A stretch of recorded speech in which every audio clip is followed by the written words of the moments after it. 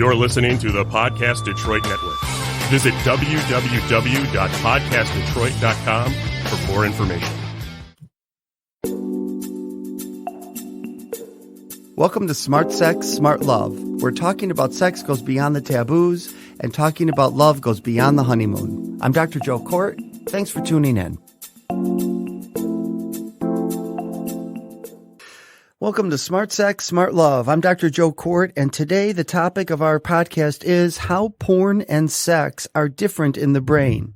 On today's show, I'll be discussing that, and because there's been a tremendous amount of noise about watching porn, with many doomsayers claiming that it triggers dangerous neurochemical changes in the brain.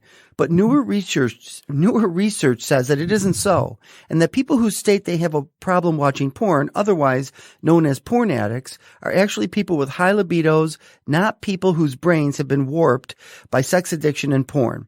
Anti-porn advocates argue that porn is a public health issue and that if individuals in society only knew the damage that porn use was causing to our brains, we would regulate it.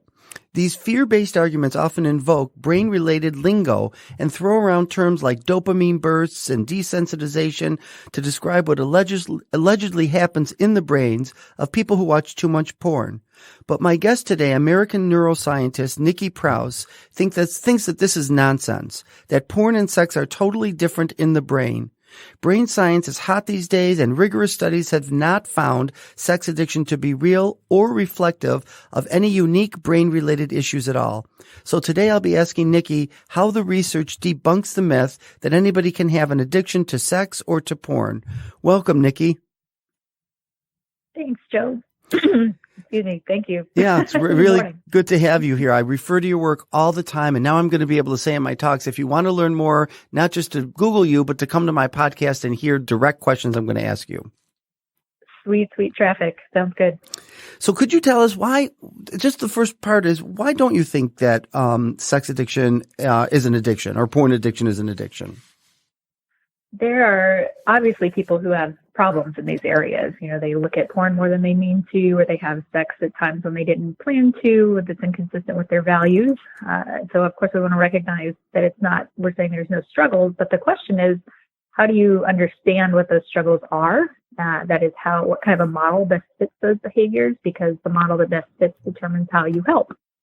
And so if the problem is mainly, for example, having unusually strict values due to your religious upbringing, that would be important information and would change how you might treat or help someone. So addiction is a model that is very strict. It has many very specific predictions about things that have to happen in the brain and in behavior to call something an addiction. And while sex and porn fit some of those, this is a necessary but not sufficient argument. That is, it has to fit all of them, and it fails in numerous ways to fit addiction models. Okay. And really, even your current research investigates the physiology of orgasm and sexual touch from a partner and focuses on how these may benefit general health like sleep. And then you're also the founder of, is it Liberos? Am I saying that right? Liberos, we say, yes. Liberos.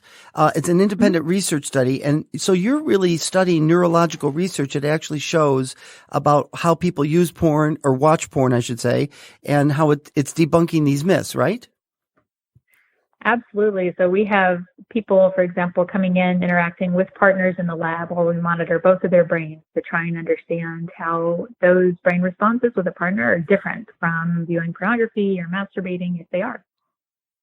And so how is it dismantling or debunking? Like, so someone would say, well, then what are you finding that make it not an addiction? Mm-hmm. One of the first big findings was a lack of cue reactivity. And what that means, so cue reactivity has sometimes been called a biomarker of addiction. It's so commonly and regularly found in substance addiction. And it basically means that your brain orients more strongly to the substance or behavior to which you're addicted than other stimuli that we're presenting you with in the laboratory. So if you were addicted, or that you were addicted to pornography, and we showed you pornographic images, we would expect that your brain would respond more strongly to those images than other people who view these images and do not report having a problem. And we actually found the opposite in this case. And that's not habituation evidence. That is, some people have misinterpreted it that way. It just means that the early, and when I say early, we're talking 300 millisecond range, Okay. very, very fast. So this is not talking about later habituation effects. This is the early cue reactivity that needs to be there for an addiction does not exist with respect to pornography. Okay. That's helpful to know because people don't understand. They think, well, they think people spend all day watching porn. What does that mean? It must mean that they're addicted to something. What would you say to that? In each case, you have to think functionally, of course, because it could be that someone is depressed and can't get out the door, but they can click a mouse. And that gives them some pleasure during the day, in which case I think these people are depressed. And they're using, porn as either a coping or a distraction, it could be one function or the other. Some people seem to present more obsessive compulsive presentation, so that, every night I get home and this is my routine, I do 3 hours of porn and it upsets my partner and causes me to miss events I was supposed to be at because of this strong habit formation that I've created that maybe helps me deal with the stress of the workday so that I can distract my mind from it. So in both those cases, those people could benefit from help. We have good treatments to help with depression. We have good treatments for OCD, but it's not the porn per se. And it's important to get the focus off of the substance because that doesn't seem to be causal. Right. So in this situation, and I want people to know who are listening, OCD, you mean obsessive compulsive disorder. Yes. Right. So people do have these things. And what's really always been concerning to me is that the sex addiction industry, instead of just calling it OCD or just calling it habituation or calling it erotic tension with one's partner or values or religion, they want to add on. It's an add-on to say it's a sex addiction. We don't need that term. We already have the term, right? Erotic tension, OCD, whatever, depression, whatever it is. That's exactly. The question with a new diagnosis is always, do you gain more than you lose? And new diagnoses do cause harm. That is, while some people feel comforted by them, say, oh, now I have a label for what I have. A large other group of population is distressed. Say, oh God, I didn't know I had a disease. I'm sick, and could actually make them worse. And what I haven't seen is any demonstration that a porn addiction label doesn't make more people worse than it makes better. And that's a big concern. It's a big concern. Sadly, in my office, what I end up seeing is now I tend to see more heterosexual couples who struggle with porn. And usually it's the wife that says to her husband, you better be either a sex addict or you're either a sex addict or you're a pervert. And I'm not staying married to a pervert. So you better be a sex addict, right? What choice does he end up having if he wants to stay in relationship with her? Well, I know 2 large university clinics as well. They're saying all these guys are coming in for porn treatment, and they said they spend half of their treatment getting them out of the addiction mindset because they've gone through these horrible addiction programs that teach them inaccurate information that make them think they're going to molest their brother or their child, and that's simply not true. There's no evidence for it, but you can imagine how distraught someone would be if they think that's the path they're on because of this addictionology. And so they said they're having to spend a lot of treatment time undoing the damage from the porn addiction treatment. It's so true. I've had clients where they've been told, I've had multiple clients like this, where they've been told by a sex addiction therapist, if you're watching porn and it's young women, that's a gateway to abusing children, abusing young women. Yep. And so many people are being told that, and it's just horrific. There's no evidence for that. It is a scare tactic. It's anecdotal. It's stupid. You know what I mean? And really abusive and harmful to someone because sadly, sex addiction therapists in general do not receive sex therapy training. So they're only looking through trauma and addiction. They know nothing about sex. Yes. And that's, it's important to know base rates with a lot of these things. We have had this even in a few academic papers. For example, talking about women in BDSM. I just recently responded to a paper and they're talking about the pathology of that. And I was like, my God, that's the most common female sexual fantasy. But they didn't have exactly the human sexuality background training to know that that was a very common intentional female fantasy. So that kind of basic information, sex education is really important to have. And I don't think you can accurately treat any of these patients without it. Or just like you said, you can't even do accurate research without it because then they misunderstand what's happening. Absolutely. Could you speak to, I've been reading a lot of your stuff and other people like David Lay and about the fact that in the porn addiction research, they don't talk about masturbation, right? Yes, this is so bizarre. So, yeah, would you talk about that? The main problem with not talking about masturbation is it means you cannot attribute any effects in your studies to porn unless you have controlled for the fact that people are always masturbating when they're viewing porn. So what that means is, if I want to say, oh, porn caused me not to be able to get erect. And I said, well, how much are you watching? Oh, I watched 5 hours. Okay, well, that sounds like a lot for a day, but what were you doing during that? Oh, I had 5 orgasms. I was like, oh my God, there's nothing to do with the porn. You had 5 orgasms. that's the crux of the issue. So anyone that's had that much sexual experience in a day, I would expect would struggle regardless of the partner context, in a partnered context. So there are those kind of really concrete problems that is, you can't attribute any of these findings to pornography unless you have controlled for either statistically or experimentally the presence of masturbation. And that makes sense. We can't. Go ahead. Yeah, it's an absolute essential. And if, I'm getting to the point now as a reviewer, if studies don't control for it, I reject the study because it's that important. It's that strong of a correlate. And if you can't prove that it's having an effect above and beyond that, you can't publish. That's awesome. I think it's so important because, I don't know where I heard this. I wish I could remember who taught me this, but I really like it. That while people are watching porn, yes, they're masturbating, and porn never says no. It never has a headache. It never tells you, it doesn't judge you. It doesn't say, okay, now we got to stop. I mean, it's really an autoerotic experience, which is why a lot of these guys end up turning to their partners and then they're unable to get erections. But it's not the porn, it's the masturbation and getting used to their own self and their own timing, isn't it? I think so. And there's also some data around fantasy. So I'm really interested exactly in how porn is used when it's used. That is, when people do have these longer periods, exactly like how many orgasms are they having, and are they imagining themselves in the film, or are they using the film as a jumping off point for fantasy and memory, like recall of pleasant experiences? Because those also really impact what could be happening potentially in the brain. That is, if you're okay, the porn is up, but because that reminds me of my ex-girlfriend and the thing we did, and that's really what I'm fantasizing about when I'm masturbating. It's a very complex kind of situation, stimulus interaction that is not just porn. And to treat it monolithically like that and miss all of that information, I just see a lot of research is reinventing the wheel. They're discovering things that we knew about masturbation 30, 40 years ago and saying now it's due to porn because they're not properly controlling those things. That's smart. That makes so much sense. And so, right, in a therapy situation, or if even a person listening to this might start wondering, what am I looking at? And am I in the porn and am I not in the porn? Because that may be more the issue of their personal life than anything to do with the porn. Isn't that what you're saying? Yeah, absolutely. It's like, how are you using it? If you're masturbating to it, which is what most folks do, some people call it edging. I just say being sexually aroused.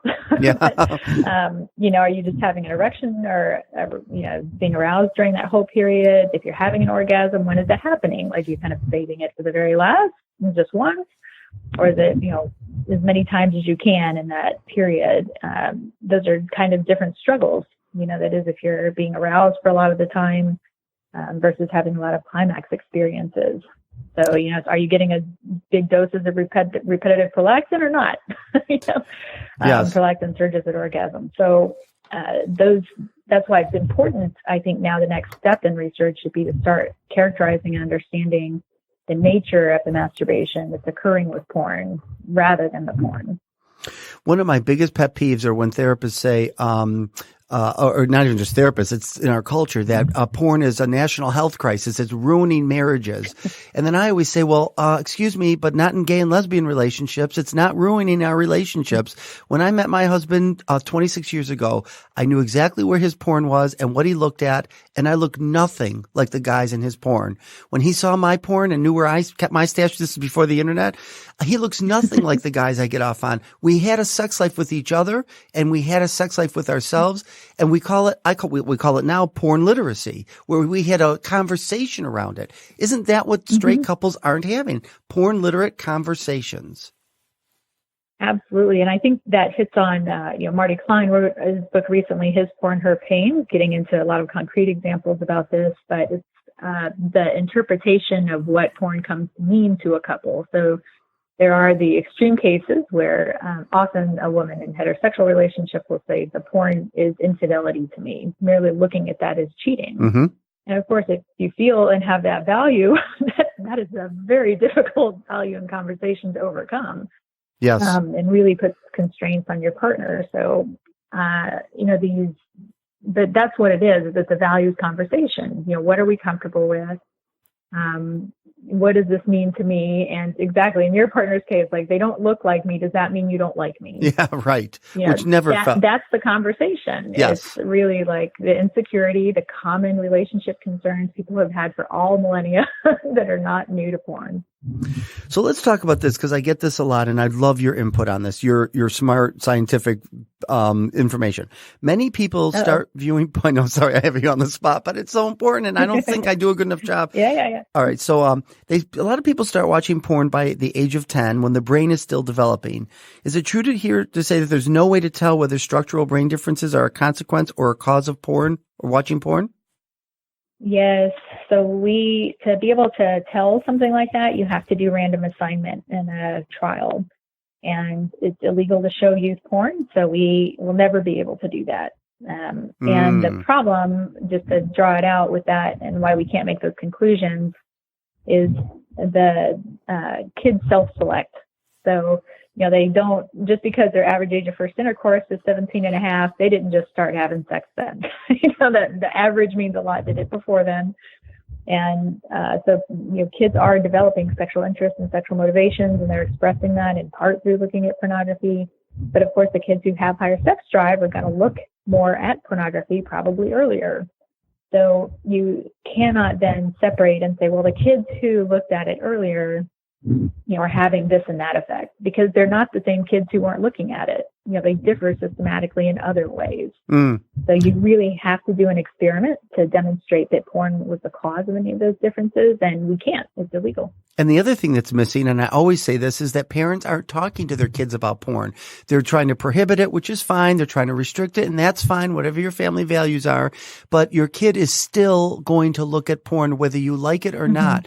And without having a sexual health conversation of what it means to be watching porn and what's happening to them. And, I just found out in the Netherlands, they show porn, little clip scenes to kids in middle school and in high school, and they stop and they say, what's happening here? What's missing here? And they educate the kids around it rather than leaving them at sea, right? Yeah, that's incredibly strong sex ed. I'm surprised we could do that here. But I always remind people that when you look at the sexual values, I think parents are often fearful that they're talking to their friends and being influenced by looking at porn with their friends nowadays. But the sexual values of the kids most strongly align with their parents, not their peers. That's great. They're still influenced, but it really is important that is if they don't know what your sexual values are, they can't do anything about it. Right. So you have to tell them. Yes. So that they know that, then can be influenced by it. So what about this? I always say, I started watching porn when I was 11. My father started watching porn when he was 11. His father did. In the Stone Age, they carved it into the rock and watched, masturbated to porn. But now people say, well, that was different porn. Now we have this, what is it, high speed, since 2000, right? It's different porn, which changes the brain more. What do you say to that? There's currently no evidence that the nature of the porn that we currently have is doing anything different in the brain than when we were testing people using VHS tapes. Was my first ever study in grad school. And so certainly the nature of it is different. It's more accessible. There's wider breadth. And so maybe we would find sometime in the future that we can document some kind of a difference, but sexual arousal is sexual arousal in the brain, and there's no reason to think, maybe we get more activation of visual cortices, for example, by more complex visual stimuli. So if we get into VR porn, which I think is going to have a pretty limited audience, but you're doing VR, you might have a lot more engagement in visual areas because there is more visual stimulation. There's simply more going on. The question is, does that translate to anything that's qualitatively different or problematic? And we haven't seen any evidence for that. So even going all the way out to kind of future tech, I don't see that the brain is somehow being hijacked or anything is unique and different about the sexual arousal to one type of more high resolution porn versus the type of VHS porn we used to show. The brain patterns appear to be the same. No one's ever documented any differences. So, that's not to say there's not other issues with having the breadth of selection and those types of things with internet access. But the brain, there's just no evidence that it's doing anything remarkably different. Okay, so what about people listening to this going, no, I've been to this website and that website. It's all over the internet, and they're peer-reviewed journal articles themselves that say you're absolutely wrong, that there is a brain hijack, and this is all about changing, all that research that's out there, right? What do you say? Yeah, all those personal essays that people write who don't do neuroscience research, I'm aware. So there are a number of myths that people are capitalizing on to try and make that case. So, for example, we often see people say, it's, the dopamine hijacks the brain. It comes in, you get flooded with dopamine. And of course, words like flooded, that's a good way to know you're reading pseudoscience. We don't use those words. Hijacked is another good way. We don't generally use those words in science. And with dopamine, there are, of course, changes in dopamine, which help us learn and remember things, as a course of being sexually aroused and seeing sexual stimuli. But that's true of emotional stimuli broadly. So also when we see something disgusting or frightening, we also have an increase in dopamine. And the studies, these are very, very limited studies to be fair, but the studies who have looked at orgasm do not find that dopamine spikes at orgasm. That is, it happens before, during the sexual arousal period. So there doesn't seem to be any flood. When is the flood coming? There's a flood. And so I always kind of laugh when I see that language because I'm not sure who wrote this. But that's a common kind of scare word that we see used with neurochemical changes. Well, speaking of dopamine, some people think you can get addicted to your own internal chemicals, and dopamine's addictive. And I keep reading that's not true, right? Yeah, that's not. So in any kind of a substance addiction, dopamine is involved. I wouldn't ever say, dopamine has no role, but it's part of a much larger presentation, and all of those pieces of the constellation have to be present for something to be an addiction. Dopamine's involved in a lot of things. So just having had a dopamine change tells me very little about whether or not something's addictive. I love it. So now what we're really talking about is helping people self-regulate. And what they're doing is regulating through porn, regulating through sex, regulating through food, regulating through gaming, whatever the hell they're gambling. But it's not necessarily, even in gambling, we don't even call gambling an addiction. People always say to me, well, isn't gambling an addiction? No, we call it a disorder. And it's problematic, and it's a dysregulation around money and around, dopamine rushes or whatever, but it's not an addiction. Would you agree? And we still have good treatments to help you reduce your use. Yes. That's, I think the big crux is people are like, that's terrible. They're denying that it's that it's a problem. And then saying something's not an addiction versus saying something's not a problem are two completely separate issues. And that often gets lost, I think. So yes. Making the case like this is not an addiction isn't saying, screw you, get out of my office, we're not going to help you. It's saying, we have a more accurate, empirically supported method for helping you. And addiction is not it. What have we not addressed that you think is a really important point you'd like people to hear? I think it's good to know that there are lots of differences in the brain when you're viewing porn versus interacting with a partner. And this is part of why I always say I don't fear the sex robots because wherever our technology goes, there are certain things that are special to being with a partner that it can't really mimic. So, for example, one of the easiest ones of those is something called C-afferent fibers. That is when your skin, not genitals, but just skin is stroked by another person in a slow way that really uniquely activates these fibers that then feed back into social emotional areas of the brain. And this does not occur when you view pornography. That is, just watching someone do the stroking does not do it. You have to be there with another human being who is not wearing gloves, who is like it really is specific to touch. So there's always going to be that major unique feature between the two. So, there's nothing in porn to condition that or to make it so a partner would be less effective. Okay. There are other aspects, like some people say, oh, well, porn activates the motor neurons, and so therefore it's becoming a partner. It's a real partner in your brain. No. So mirror neurons are, in this case, been shown to be motoric. So that is, yes, if you see a penis being touched, your cortical, so it's the kind of the outside back of the brain, does show activation to show, yes, I am observing a penis being touched, and my brain also thinks, that my penis might be involved. So there's activation associated, but that doesn't mean any of the other affective or motivational systems are engaged, and there's no evidence for that.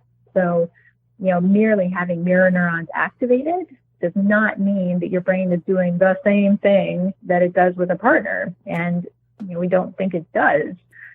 So, do not fear the mirror neurons in the motor cortex. I don't think those are maybe another kind of thing to worry about. And then the last bit I might say is we're just kind of on cutting edge of studying something we're preliminarily calling the periorgasmic period. That seems to be really unique before you get to climax. That is the brain seems to reduce cognitive control and the sympathetic nervous system drops off. We didn't know this happened 2 years ago, so this is potentially pretty new physiology stuff. But if that's true, if there is this periorgasmic period, then I would say you would never get there with porn. If you're just sitting watching it and not masturbating, you're going to stay in the earlier arousal phases. It's only when you add the masturbation or add a partner, that you can get into this, we think, periorgasmic period. So that may be just another one to keep an eye out for, but just another way in which viewing films and being intimate with another person are probably very distinct. Wow, this is so good, and I really appreciate this. Can you tell us, before we stop, where people can find your work and find you? Easiest is my website, Liberocenter.com, Liberos.com, and you can spider out from there to Twitters and LinkedIn's and Facebook. Nikki, I really appreciate this. You're so smart. You're very logical about this stuff, and I hope people got that out of listening to you here. And I don't know, I just have to say I have to go because I have to go watch porn and masturbate to my own. So we got to go. No, but I appreciate you normalizing. Yeah, it's nice talking to you, and I do appreciate you normalizing this. Yes, well, thanks so much. See ya. All right, thank you. Bye. Bye. Thanks for listening to this episode of Smart Sex, Smart Love. I'm Dr. Joe Kort, and you can find me on joekort.com. That's JoeKort.com. See you next time.